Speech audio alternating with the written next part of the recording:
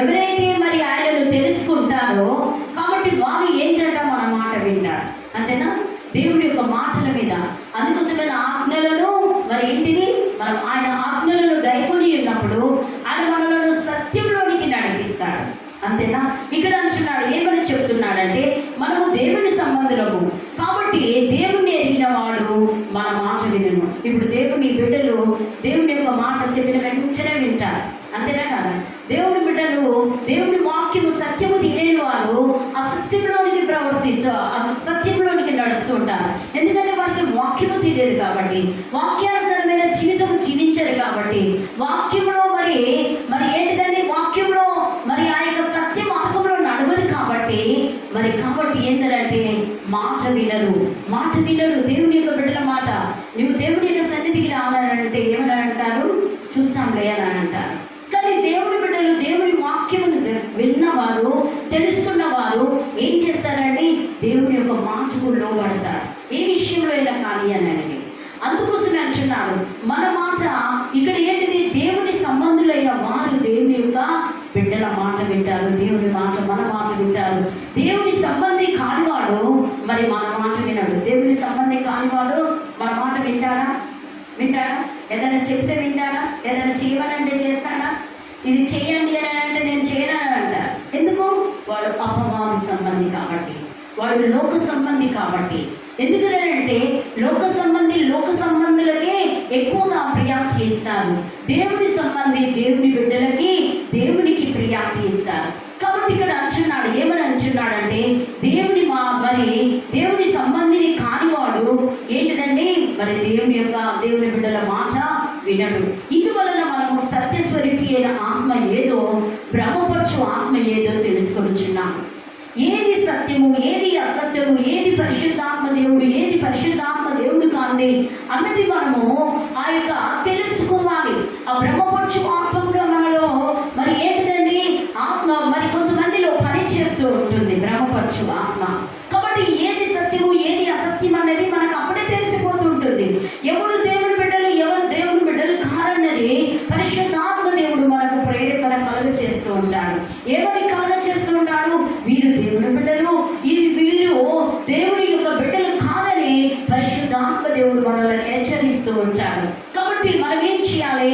మెలకువగా ఉండాలి. మరి వినయముగా ఏంటిదని వివేకము కలిగి ఉండాలి. ఏది మరి సత్య సంబంధి, ఏది అసత్యంలోనికి నడుస్తున్నారు, ఏది సత్యంలోనికి నడుస్తున్నారు అన్నది మనం గుర్తెరిగినప్పుడు తప్పకుండా ఏంటిదండి, మనలను భ్రమపరిచే ఆత్మ మనలను భ్రమపరచదు. కాబట్టి అందుకోసం అంటున్నాడు మరి సత్యస్వరూపి అయిన ఆత్మ మనము ఆ యొక్క సత్యము. అందుకోసమే నీ పూర్ణాత్మతో, నీ పూర్ణ బలముతో, నీ పూర్ణ వివేకంతో నీ దేవుని యెహోవాను సేవించమని అంటున్నాడు. సత్యమే మనలను స్వతంత్రులుగా చేస్తుంది. సత్యము మనలను ఏంటిదండి, సత్యం అనగా ఏంటిది?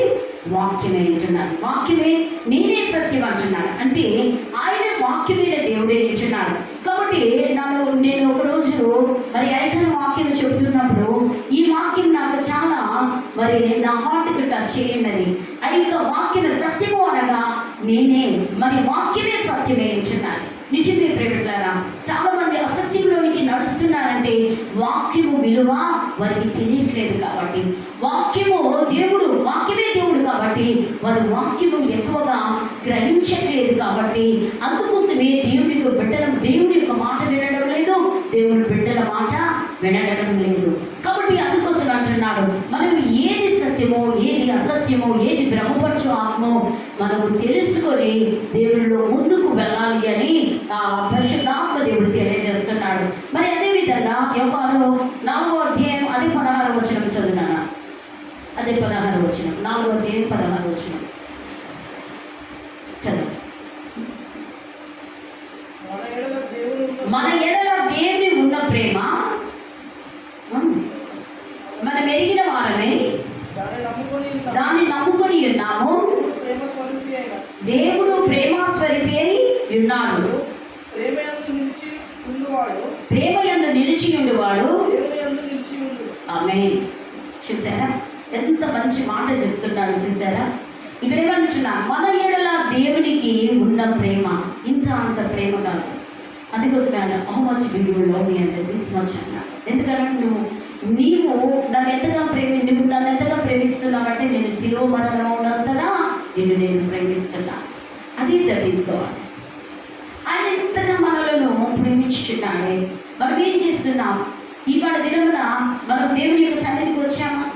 మరి ఎండలని చాలామంది భయపడి కూడా రాలేకపోతున్నారు. ఎందుకు? కారణం వాళ్ళు వాక్యం అనే సత్యం లేదు కాబట్టి.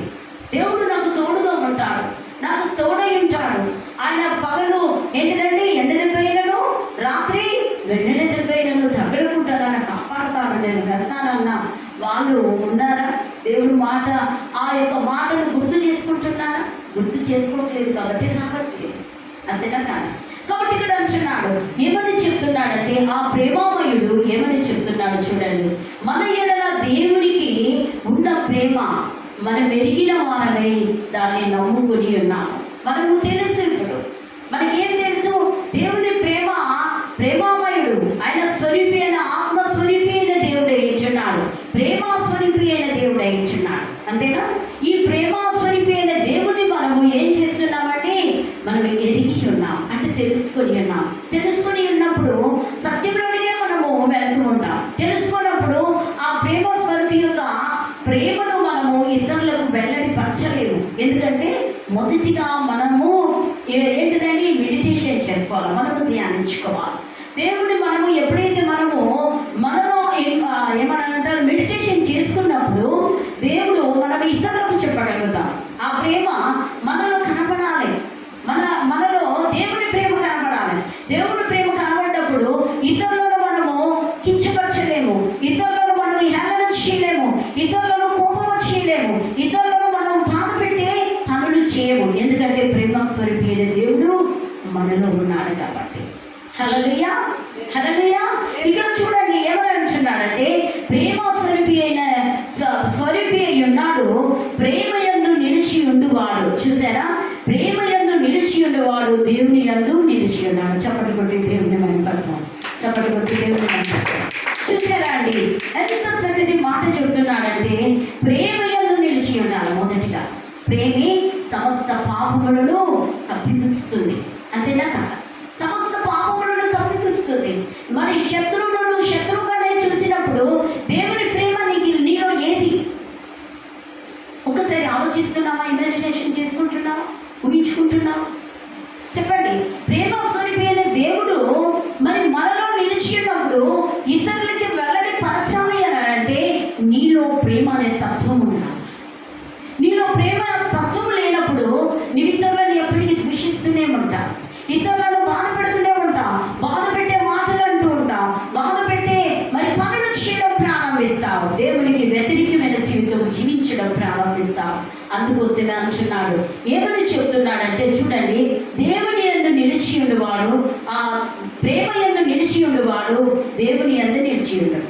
ఎవరైతే నిశ్చయంగా దేవుని యందు ఎవరైతే నిలిచి ఉంటారో, నేను దేవుని నమ్ముకున్నాను, నేను యేసు ప్రభువుని నమ్ముకున్నాను, యేసు ప్రభువు నాలో మరి ఏంటిదండి నేను యేసు ప్రభువుని నమ్ముకొని ఉన్నాను, నేను యేసు ప్రభువుని ప్రకటిస్తున్నాను, నేను యేసు ప్రభు కొరకు నేను చెప్తున్నాను, యేసు ప్రభు దగ్గర మరి ఇతరులలో మరి సువార్తను నేను ప్రకటిస్తున్నాను అంటే నథింగ్. ఏంటంటే ఫస్ట్ ఆఫ్ ఆల్ నీలో ప్రేమ అనేది ఉండాలి. నీలో ప్రేమ లేనప్పుడు నువ్వు ఏంటిదండి నువ్వు ఎన్ని భాషలు మాట్లాడినా ఏంటిది మరి కనకన లాడు ఒక కనుక కంచు లాంటిది నీ ప్రేమ. నువ్వు ప్రేమ అనేది ఆ ప్రేమమయుడు నీలో ఉన్నప్పుడు అందరినీ ప్రేమిస్తుంటావు, ఈక్వల్గా ప్రేమిస్తూ ఉంటావు. అంతేనా కదా? స్వార్థపూరితమైన ప్రేమలు అనేది ఉండదు. అంతేనా? ఒకరిని ఇలా ప్రేమించాలి, ఒకరిని అలా ప్రేమించాలని కాదు. దేవుని ప్రేమ ఆయన ఆయన యేసు అని అంటే ప్రేమమయుడే ఆయన. అంతేనా కదా? కాబట్టి ఏమని అంటున్నాడు ఇక్కడ నేను ముగిస్తాను. ఇక్కడ ఏమని చెప్తున్నాడంటే ఆ యొక్క ఏమని చెప్తున్నాడు? ప్రేమ యందు నిలిచి ఉండువాడు దేవుని యందు నిలిచి ఉంటాడు. ప్రేమ యందే నువ్వు నిలిచి లేనప్పుడు దేవుని యందు ఏం నిలిచి ఉంటావు? స్టెబిలిటీగా ఉంటావా? ఉండలేవు. స్థిరమైన మనస్తత్వం కలిగి ఉండలేవు. ఎందుకనంటే నీలో ప్రేమమయుడైన దేవుడు నీలో లేడు కాబట్టి. అంతా అడ్డు. నీలో ప్రేమ అనేది ఇతరులు నీ కొరకు చెప్పాలి, ఇతరులు నా కొరకు చెప్పాలి. అంతేనాక మనలో ప్రేమ అనే తత్వము మనలో వెల్లడిపరచాలి. ఎప్పుడు వెల్లడిపరుస్తుంది? ఎవరన్నాడు? నువ్వు ప్రతి ఒక్కరిని ఏంటిది నీ రుణస్తులను క్షమించిన ప్రకారము నీ రుణములను మా రుణములను క్షమించిన ప్రకారము. ఒకసారి చెప్పండి. మీ రుణములను నేను క్షమిస్తాను.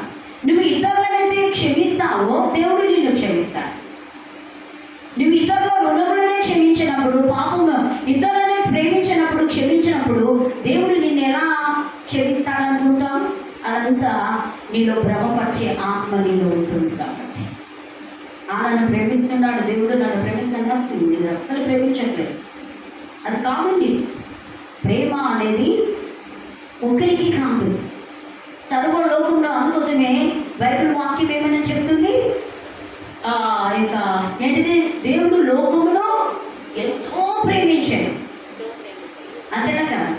అన్నాడా అనలేదా? లేకపోతే నేనేమన్నా చెప్తున్నానా? దేవుడు అన్నాడా లేదా? ఏమన్నాడు? దేవుడు లోకముని ఎంతో ప్రేమించాడు. అంటే లోకము అని అంటే లోకంలో ఉన్న ప్రజలందరినీ కదా మరి ఏ తారతమ్యం లేకుండా ప్రేమించాడు. అంతేనా? వీళ్ళు వారు వీరు అని ప్రేమించలేదు, ప్రతి ఒక్కరిని ప్రేమించాడు. ఎందుకంటే ఆయన ఏంటిది, ఆయన ప్రేమాస్వరూపి అయిన దేవుడు కాబట్టి. ఇక్కడ ఏమని అంటున్నాడంటే, మనము ప్రేమ యందు నిలిచి ఉండువాడు, దేవుని ప్రేమ యందు నిలిచి ఉండువాడు. ఏం చేయాలంట? దేవుని ప్రేమ యందు నిలిచి ఉండేవాడు దేవుని యందు నిలిచి ఉంటాడు. నీవు దేవుని ప్రేమ యందు నిలిచి ఉంటే దేవుని యందు నిలిచి ఉంటావు. నీవు దేవుని ప్రేమ యందు నిలిచి లేకపోతే నువ్వు దేవునిలో స్థిరత్వము, నీకు స్టెబిలిటీ అనేదే ఉండదు. అక్కడక్కడ ఆపుకుంటూ ఏంటిదండి, అక్కడక్కడ ఆపుకుంటూ వెళ్ళిపోతూ ఉంటా. ఒక్కసారి ఆలోచించు. దేవుడు అనేవాడు నీలో నిలిచి ఉంటే నీ ఇతరులను ఎవరినైనా, నీ కుటుంబ సభ్యులనైనా, నీ బంధువులైనా, నీ రక్తసిద్ధులనైనా, నీ ఇతరులనే కాదు, ఇతరులను ప్రేమించి బయటలను ప్రేమించి ఇంట్లోలను ద్వేషించమని చెప్పాడు దేవుడు. ఏమన్నా చెప్పండి, నీ వాక్యం అలా చెప్తుందా? ఏమన్నా ఇంట్లో బయటలను ప్రేమించి ఇంట్లోలను ద్వేషించమని చెప్పిందా నీ వాక్యము? చెప్పిందా? ఏమన్నా మొదటగా నీ వాళ్ళను ప్రేమించినప్పుడు నువ్వు బయటలను కూడా ప్రేమిస్తావు. వాక్యము తెలియదు వారికి, వాక్యము తెలియదు కాబట్టి అలా ప్రవర్తించడం ప్రారంభిస్తారు. తెలిస్తే నువ్వు ఇంట్లోలను ప్రేమిస్తావు, బయటలను ప్రేమిస్తావు, అందరినీ. అందుకోసమే దేవుడు అంటున్నాడు, ఏమని అంటున్నాడు?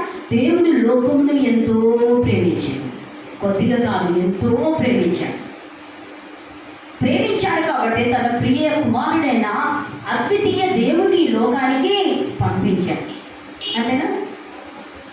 ఇప్పుడు నేను ప్రేమించుకుంటా, నేను నా కుటుంబాన్ని నేను ప్రేమించుకుంటా, నేను ఇతరులను ప్రేమిస్తే ఏం లాభం అండి? అంతేనా కదా? అంతేనా? లాభం లేదు అంటారు. వాళ్ళకంతా నటన అంటారా? ఇప్పుడు నేను ఇతరులను ప్రేమించి నా ఇంట్లో నేను ప్రేమించలేదనుకో, ఏమని అంటారు? నటన అదంతా. కాబట్టి దేవుడు నీలో నిలిచి ఉన్నప్పుడు ఇక్కడ అంటున్నాడు, మనలో ఇక్కడ చూడండి, ప్రేమ యందు నిలిచి ఉండేవాడు 16 ప్రేమ యందు నిలిచి ఉండేవాడు దేవుని యందు నిలిచి ఉంటాడు. ఇక స్థిరంగా ఉంటాడు. మరి దేవుడి యొక్క ఎవరు వచ్చినా రాకుండా దేవుడు అతనిలో ఉన్నాడు కాబట్టి దేవుని సన్నిధికి రావడం ప్రారంభిస్తాడు, దేవునిలో ఎదగడం ప్రారంభిస్తాడు, దేవుని ఆరాధించడం ప్రారంభిస్తాడు, ఆత్మతో సత్యముతో దేవుని స్తుతించడం ప్రారంభిస్తాడు. ఎందుకంటే దేవుడు వారిలో నిలిచి ఉన్నాడు కాబట్టి. ఎవరిలో? మనలో నిలిచి ఉన్నాడు కాబట్టి మనం మనుషులతో డోంట్ కేర్, మనం మనుషులతో కాదు. ఆత్మస్వరూపైన దేవుడు మనలో సర్వసత్యంలోనికి మనల్ని నడిపిస్తాడు. మనం మనుషుల వైపు చూస్తే దేవుడి వైపు మనం చూడలేదు. కాబట్టి ఇక్కడ మనలో దేవుడు నిలిచి ఉన్నాడు కాబట్టి దేవుడు ఏమని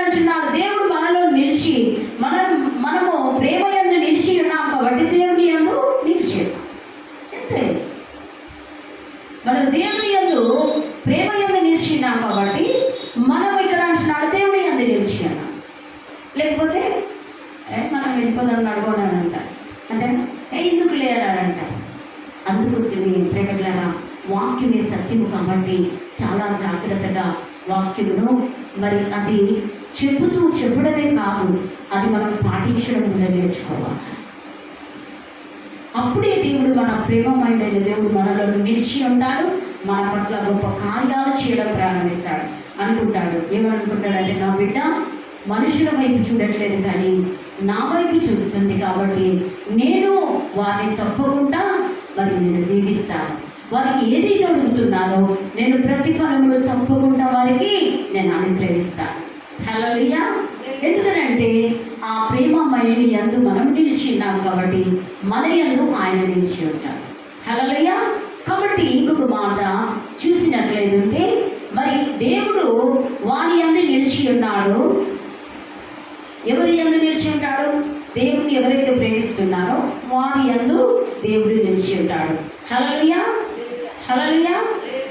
అదేవిధంగా చూసినట్లయితే మనం ఇప్పుడు కొంచెం చూసుకొని మనం ముగిస్తాము. అదే 1వ అధ్యాయం 3వ అధ్యాయము యోహాను 1 యోహాను 3వ అధ్యాయము 9వ వచనం. 3వ అధ్యాయం 9వ వచనం చదువుదాం. తెలుగులో